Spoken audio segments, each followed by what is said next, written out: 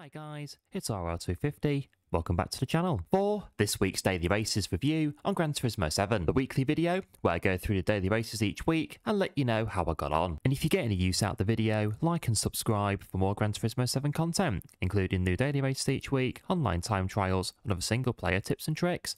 Thanks, let's go. Right, here is Daily Race A, this week on Sardinia Road Track C Reverse in the Genesis G70 for 8 laps on the sports hard tyre, 1 times fuel, 1 times tyre and BOP.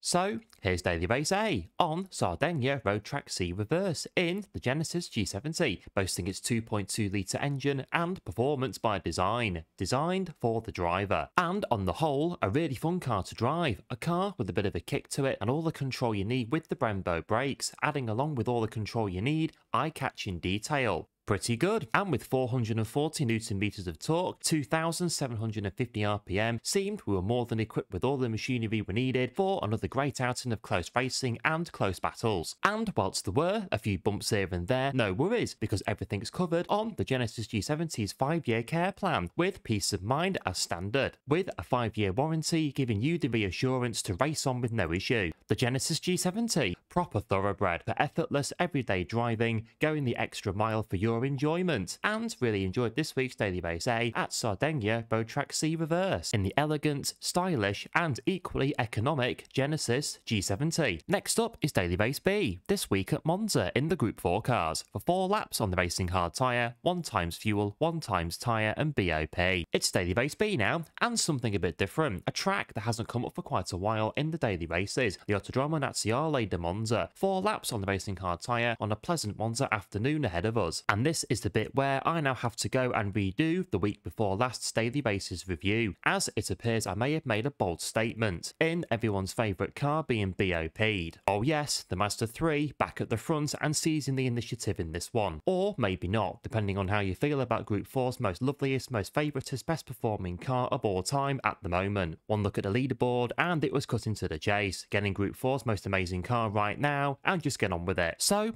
whilst the Nissan Silvia sat in the garage hopelessly looking on, it was down to business in Group 4's most. Yeah, you get the idea by now. And on the whole, good racing. The Italian Master Sprint Cup delivering a good package of close racing on a track I know quite well, and in the end, it wasn't all that bad. But it does again raise the issue about this car, and again asks the question, well for me anyway, when will I be able to drive the Nissan Silvia again for these kinds of races? Translation, when will PD nerf this car? If they'll nerf this car. Hopefully, they will at some point, fingers crossed. Nevertheless, Daily Race B this week was still pretty good, but cough cough PD, we do like to use different Group 4 cars as well. And Daily Race C was on the Grand Valley Highway in the Group 3 cars for 9 laps on the racing medium tyre, 3 times fuel, 6 times tyre and BOP. Daily Race C now on Grand Valley, the Group 3's back out in force for 9 laps of racing medium action, 1 stop and go required along the way. Here we are then, a combo I quite like. A few months ago, when this was a daily race, I got on with it quite well and managed to reach the holy grail of the top split,